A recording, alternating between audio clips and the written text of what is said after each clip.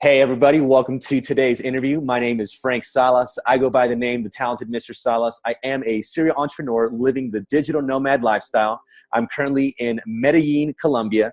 And one of the ways that I finance my travels around the world is through my digital marketing agency. And I like to bring on other experts and colleagues in the industry who are just destroying it out there in the industry.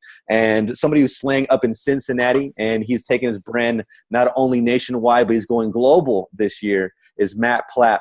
Matt, tell everybody a little bit about yourself. Hey, Frank, thanks for having me. Love where you're at.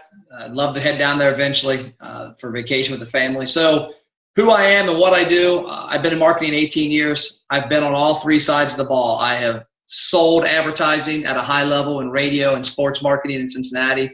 I have bought advertising for my small businesses I personally own, and I've bought it on behalf of my clients. So I've got a unique perspective in that, most people have never written the checks for the advertising they sell and felt the pain of when it doesn't work. And so that's where I've created a lot of those bases off my current digital agency that my whole concept is return on investment. When we spend $1, I want to be able to tell the client, here's how much you're getting in return. So that's where I'm at. I love it. I love it. And there's a lot of people who are promoting, social media marketing agencies, digital marketing agencies as a business model. And they're kind of giving people the tip of the iceberg, and they're getting them really interested in it. And when people start to take those next steps, I'm finding a lot of people asking questions like, well, how do I find clients to close? How do I start doing B2B sales? So you've got these young millennials who are more capable than anybody in the world because they grew up with technology, but they lack the skills of maybe doing business-to-business relations and maybe establishing those kinds of connections. So you have a very, very just deep experience in the advertising and marketing world. I want to go back just a little bit to kind of where you got started very briefly. Tell everybody where you got started in this field. So I started in radio advertising back in '99. I got a job right out of college. I went to the library, a job library at a college, and applied for every job in the city that had radio or TV because my degree was in broadcast journalism. I thought I was going to be the next great sportscaster. And my guy that I interned with used to walk me out to the parking lot. He would show me the cars. He'd say, Matt, look on this side of the parking lot. I'd look. He goes, those cars are terrible, aren't they? Yeah. He goes, those are ours, the on-air staff. You see the BMWs? Yeah, that's the sales staff. And he kept telling me, go to sales, go to sales. There's no money here. It'll take you 40 years. You're a white guy, and TV's got a lot of white guys. So I took that advice. I went to sales. My dad, who's a master sales trainer, trained me how to close, how to ask questions. And I went into radio sales, and I worked there for 4 years. At the same time that I worked there, we started our own family boat and RV dealership. So for 3 years of those 4, I did 2 jobs, every morning, every night, every weekend. And this isn't a joke. I didn't have my first weekend off until I was 32. They used to call me our employees at our boat and RV dealership used to give me a lot of crap because I never understood why nobody wanted to work weekends and why everybody complained about working 7 days a week sometimes, especially sales. And then I got 32 and I had a weekend off because we got out of the boat business. I was just doing consulting. I was like, wow, it's pretty relaxing laying on the hammock on the weekend. So that's how I got my start. In the process of working in the boat and RV dealership, I won't go into the long story, but I stumbled upon online marketing back in the early 2002, 2003 time range with success in SEO for our boat and RV dealership. We were beating Yamaha. Yamaha pointed out we were beating them and said, how are you doing? And I said, I don't know. But it was all from chat rooms and discussion rooms that we were doing a lot of question and answer, becoming experts and not selling. And that really got us there. And that brings back to another point. One thing that I was successful with in radio was my dad always taught me, you don't have to close a deal if you deliver what they ask for. And what I found in advertising sales then was everybody came with something in hand. Hey, I've got a package for you. Well, how do you have a package for me? I haven't told you what I do or what I need or what my budget is. And I've always been the opposite. I always go to them and say, hey, tell me what you're doing. What are you doing? Traffic, how much they spend. And there was numerous times, I'll never forget my manager one time, we went in and sat down with a guy, and I could look in his eyes and I could tell that he was hurting. I could tell cash flow was an issue. I just owned a small business. I'd been there. And I could tell he had some issues that he wasn't in the need to buy sports marketing at a premium. And I said, hey, you know what? I got an idea. I've got a friend of mine who sells cable advertising. I'm going to give you their number because where you're at, and this is before we're doing now with the internet, it's back in the mid-2000s. I said, I want you'd be better off spending money in your local area on cable than you would citywide on radio because you're a one location business. And we walked out, my manager about killed me. What are you doing? You walked away from a $30,000 sale. I said, but I gained a lifetime customer because I could see what was right for his business and what we had wasn't right. And I've always been that consultative selling, and that carried through to what I do now. So had the boat and RV dealership, that went really well. I learned a lot about digital marketing by complete accident. I've done everything wrong. I've done a lot of stuff right. And that's where I've transitioned into in the '08 timeline to now with a marketing advertising agency. This past 5 years has transitioned completely to digital agency. Man, I love that. And I want to go back because you and I had a little bit of time to get to know each other before we started recording. And dude, this guy's a genius. So back in the early, 2000s, he had, his RV and boat shop and whatever, and he was, promoting that. And he did an audit on his employees, and he found that his employees were spending time in online discussion boards and forums, which are now in today's world, Facebook groups. They were all there talking about these products that they love. So these people were working out of business. They were super passionate about it. They were giving out all this advice for free and doing all this stuff. And when this report comes in, Matt and the team goes, they had all these kinds of mixed results, but then Matt comes in and he's like, look, let's go ahead and investigate this. Let's figure this out. And Matt comes to find out that community, that message board back then and Facebook group now had an opportunity for sponsorships. And Matt shared with me that it cost him about like $600 or so to sponsor one website for the year. Tell us more about that. So what happened was, I'll make it quick. We had a virus. We from a buddy of mine in the IT business came in, put a tracking software on our computer. Now, something that goes back a little before this, everybody that we hired, we interviewed and they had to prove they were an outdoorsman, whether they rode ATVs, they hunted, they were fishermen, they boated, they were a camper, because we didn't want to hire somebody to work in our business that couldn't answer the questions our customers had. I hate that when you go to a business and you say, hey, what do you think of this? I don't know. I don't do this. And that drove me crazy. So we did this audit and told all the employees, hey, we're monitoring everything you do. We got to find this virus. When you put your username and password in, it tells us where you're going. And so it was all disclosed. So they didn't think we were trying to hack them. And so I would say it was 30 days. It took that. About 30 days after it was over, my web guy brought back the book, and it had this audit, and it had Matt. He says, Matt, go to my desk. Me and my dad said, this is the website that every employee has ever visited in the past 60 days, and it's categorized. Well, back then there was no Facebook or Instagram or any of this stuff. And this is 02, 03, and this is when I don't know when Google really started, but this is back in the beginning of when everybody started understanding search engines. So I reached out to all of these websites that had sponsorship opportunities, and we had 10, 15 of them that we bought sponsorships for between $500 to $1,000 a year. And the only rule was you couldn't sell, but you had to have your link to your website. You had to have your company name. You had to have your real name, and you had to consult and help be an expert, because that was the value on these chat rooms. Those guys were coming to them to get advice on how to pull their camper better, how to get their ATV to perform better, how to get their boat faster. And our guys were answering the questions.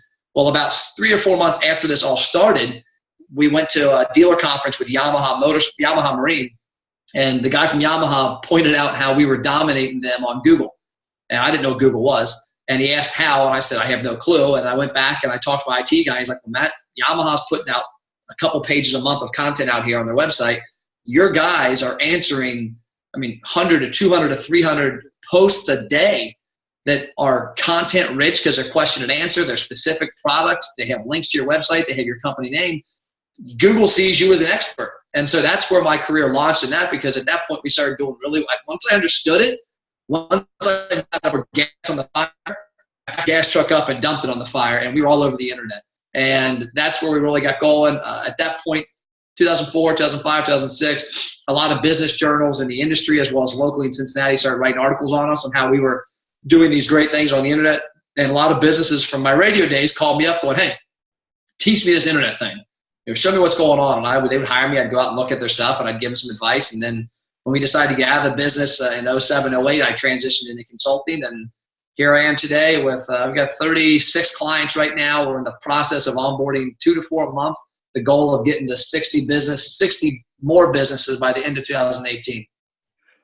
I love that, man. Thank you for sharing that with us. And I love to hear someone's just like aha moment when it comes to internet marketing. Everybody has their own story. And like when you see the results, you're just like, oh, it's really that simple. And it's not easy because it takes a lot of work, but it's really that simple. If you put out good stuff into the internet that people like, that's helpful, that's relevant, people will trust your brand more and they're more likely to do business with you. And you learn that firsthand. And now you're helping businesses do that with your own agency. And speaking of agency, a lot of people, like we mentioned earlier, are constantly talking about social media marketing agencies and digital agencies as a business model. And you and I both have our own agencies, and we can tell you guys firsthand in the flesh that it is a viable business model. It's not like I can only imagine somebody sitting at home, maybe listening to this saying, oh, you guys run Facebook for businesses? That's got to be a scam, or that's an MLM, or that kind of stuff.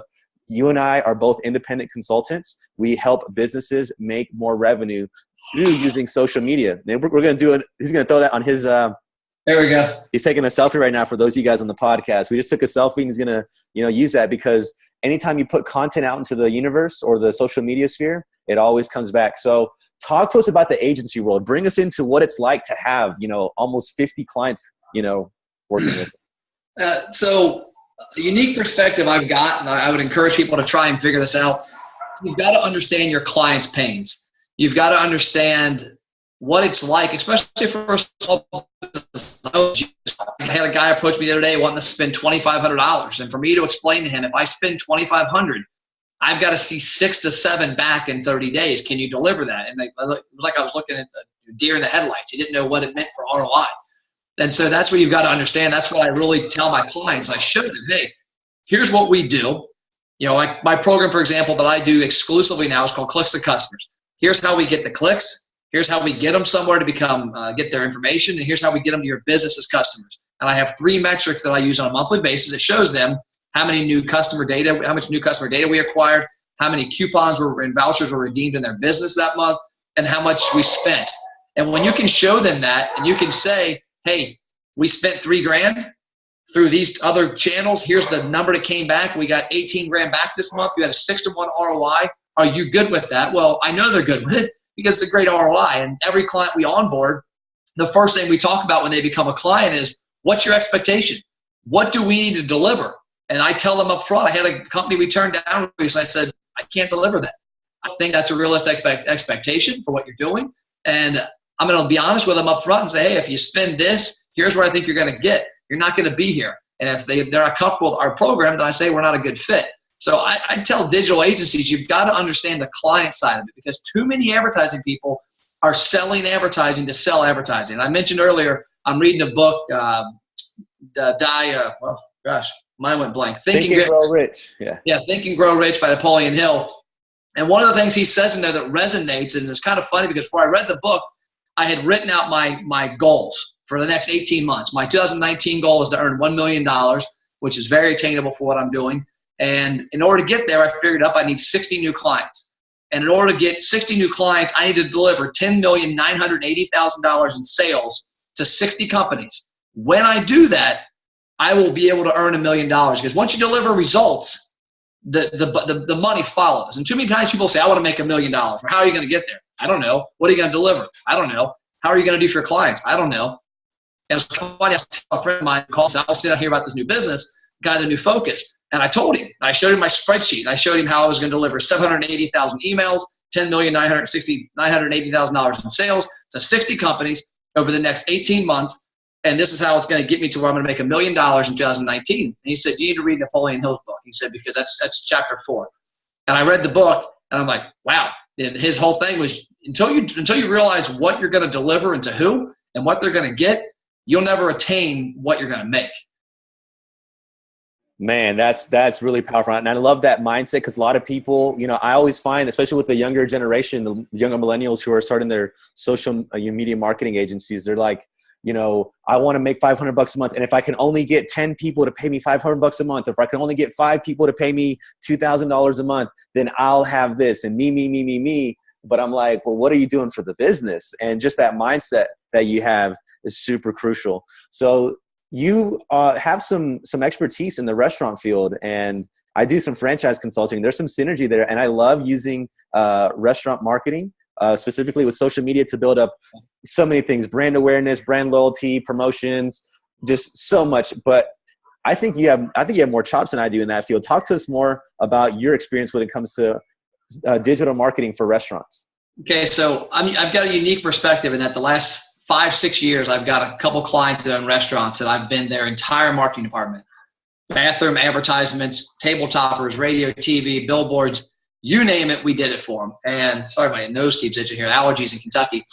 And I came to the conclusion a couple years ago, we were trying everything. And we're trying to drive sales, trying to drive lunchtime, dinner time, weekends, late nights, and nothing was really standing out. And we started spending about $100,000 a year on Facebook advertising in 2015. And I saw great results, but none of it, it was exposure, it was views, it was engagement, it was reach. And I was like, wow, this is powerful. How do I convert this to people clicking here? I know they clicked there and they brought this to the restaurant. Because that's at the end of the day what I want to show my clients is, hey, we spent this much money. We got this many new customers. They spent this much money with us. And so last year I started developing a product. I hooked up with a guy in California. I don't know if you heard of Billy Jean or not. Yeah. Billy Jean Marketing. Hooked up with him, went through some of his training, and he gave me the missing pieces to the puzzle that helped me develop what I call my Clicks to Customers program. So the whole concept is, how do I get restaurant consumers to click on ads? I look for, I go after their best customers. So in my restaurant's case, I take their loyalty program and I take their best customers. We do ads just to them. I then find people that look just like their best customers by doing lookalike audiences and some targeting. And then I go after their lost customers, because there's people that quit coming. Why'd they quit coming? They have a bad experience. Did they not know the menu changed? One restaurant we have in particular was smoking up until 2 years ago. Well, for 9 years, they were a smoking restaurant, and people would leave because it was disgusting. You go in there and you bring your kids, and you got 10 people lighting up next to you, and kids don't want to be around it. Well, a lot of people didn't realize we had no more smoking. So I've been doing programs that reach out for that client application. So the program I do, my Clicks to Customers, is pretty simple. We run Facebook, Instagram, and online ads.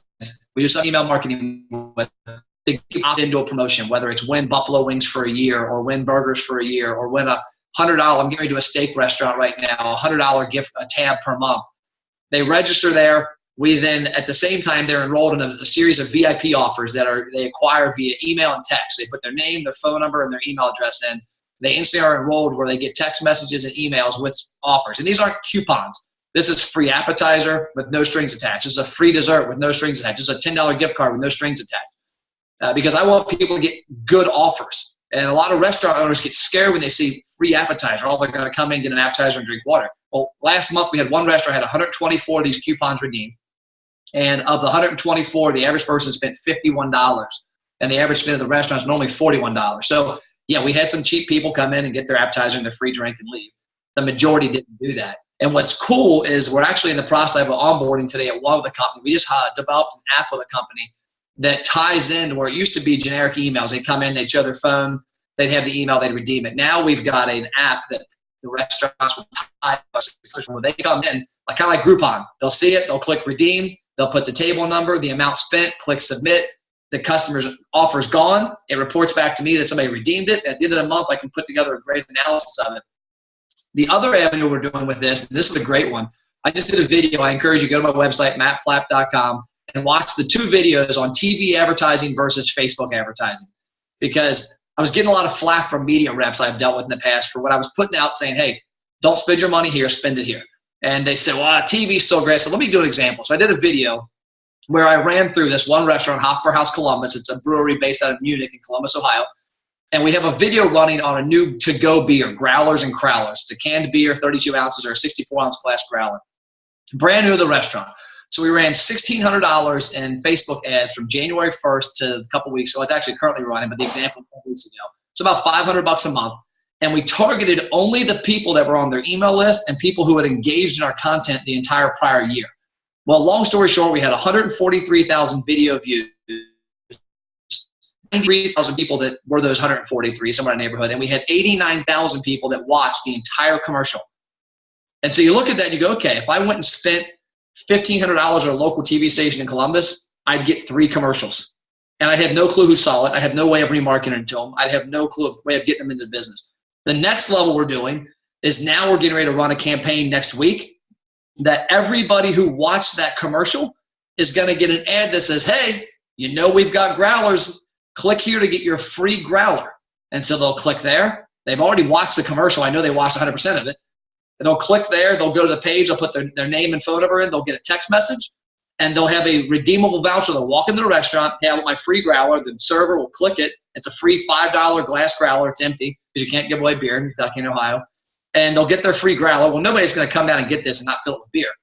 And so now we'll spend probably $100 on this Facebook ad to just these 90,000 people, because Facebook will love us and give us a really low cost per impression. And they'll come in the restaurant, and at the end of the month, I'll be able to report back and say, hey, Mr. Client, we spent $100 face ad. We gave away 200 growlers that cost us $3, retail for $5. There's $600. There's $600. So we spent, let's say, $700. I can promise you it'll deliver $4 to $5 grand in sales that month. And they'll be able to look and see, we spent this, we acquired this many customers' information, and this many people redeemed the offer and spent this much money. That's what it's all about. If you can do that as a digital agency, that's the advantage, because a TV rep can't do that, a radio rep can't do that. And I got a coupon magazine somewhere around here. I don't know where I put it, but I had a coupon magazine, came in the mail the other day. Here it is. And no, that's not it.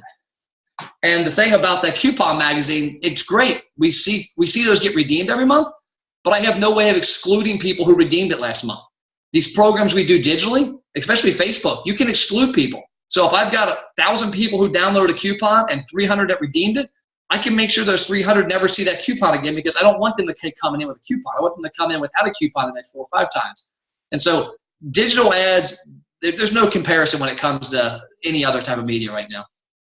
100%, man. I want to just drop back and just really, for everybody listening to this, Matt is a sophisticated marketer employing sophisticated strategies that encompass and are entrenched with just the best tactics and techniques that today has to offer. If you go back a little bit, he went out and he sought help from somebody. He got some consulting. He's a consultant.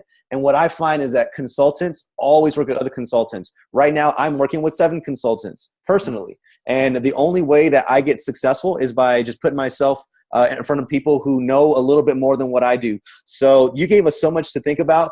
A few of the takeaways that I want somebody to, because I know you got to go, a few of the takeaways that I want someone that's listening to this to come away with is you report a lot to your customers, because a lot of these people, they're so focused on getting the trial or getting the job or landing their first deal and that kind of stuff. And then 2 months later, they're getting fired. Why am I getting fired? And that's a rookie mistake that we can both help you out, because as you can see, Matt's reporting. Matt's like, these are my metrics. These are my numbers. These are how many people came in.